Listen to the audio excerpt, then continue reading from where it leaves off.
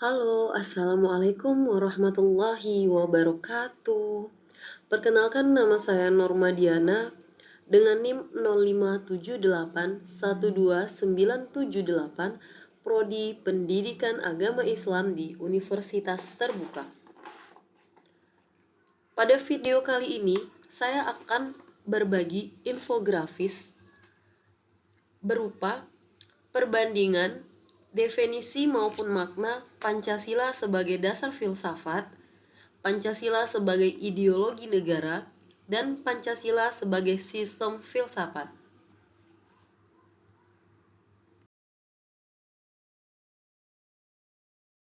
Definisi Pancasila sebagai dasar filsafat. Pancasila menjadi pedoman serta landasan bangsa Indonesia dalam berpikir dan bertindak. Pancasila juga dimaksud sebagai dasar kebijakan segenap lapisan dalam atribut negara sebagai penyelenggaraan pemerintahan negara. Pancasila sebagai ideologi negara, maknanya Pancasila menjadi landasan negara Indonesia dan menjadi pedoman bagi seluruh warga negara dalam mengatur hubungan sosial, politik, dan ekonomi dalam masyarakat. Definisi Pancasila sebagai sistem filsafat maknanya adalah 5 sila satu sama lain saling keterkaitan. Sila-sila tersebut mengaplikasikan nilai-nilainya secara konsisten dalam kehidupan bermasyarakat, berbangsa, dan bernegara, serta menjadi pedoman praktis dalam pembangunan bangsa.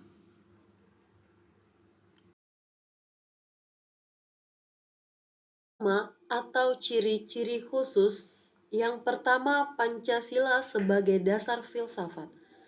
Ciri-ciri khususnya yaitu bersifat universal, abstrak, dan tidak berubah. Karena Pancasila merupakan landasan dasar yang menjadi pedoman dalam pembentukan perundang-undangan. Kedua ciri khusus Pancasila sebagai ideologi negara antara lain: 1. Pancasila menjadi pedoman negara. Pancasila berisi nilai dan cita-cita negara. 3. Pancasila bersifat terbuka dan mengikuti zaman. Karena gagasan yang tertuang dalam Pancasila diambil dari sumber daya spiritual, moral, dan budaya masyarakat sendiri tanpa paksaan dari luar. Ciri khusus Pancasila sebagai sistem filsafat antara lain: 1. Tiap sila saling berkaitan. 2. Memiliki dimensi ontologi, epistemologi, dan aksiologi. 3. Makna keseluruhan sila untuk mencapai satu tujuan. 4. Pancasila bersifat sistematis, komprehensif, rasional, koheren, dan konseptual.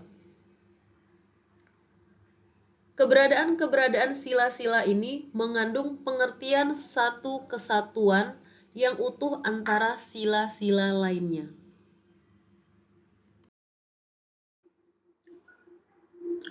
Contoh penerapan Pancasila sebagai filsafat negara yaitu sistem demokrasi berdasarkan musyawarah.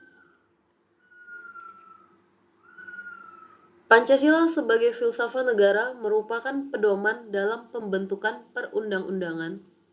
Maka sistem demokrasi di Indonesia melalui musyawarah untuk mengambil keputusan demi kepentingan berbangsa dan bernegara.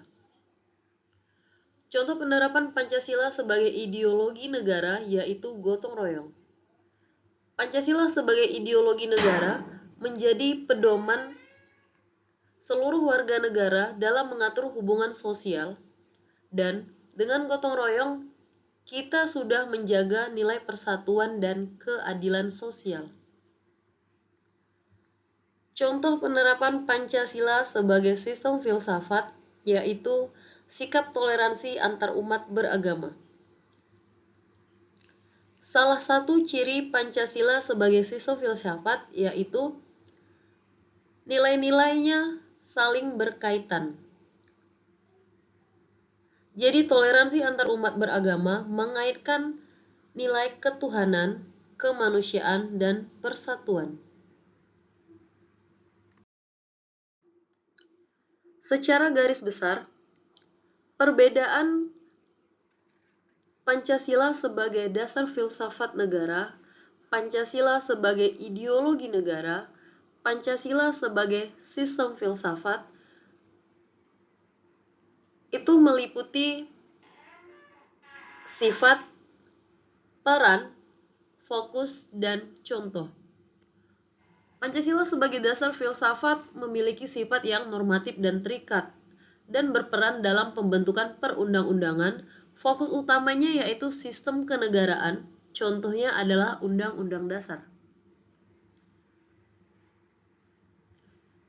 Pancasila sebagai ideologi negara sifatnya dinamis, berperan untuk cita-cita bangsa, fokus utamanya sosial dan politik, contohnya gotong royong.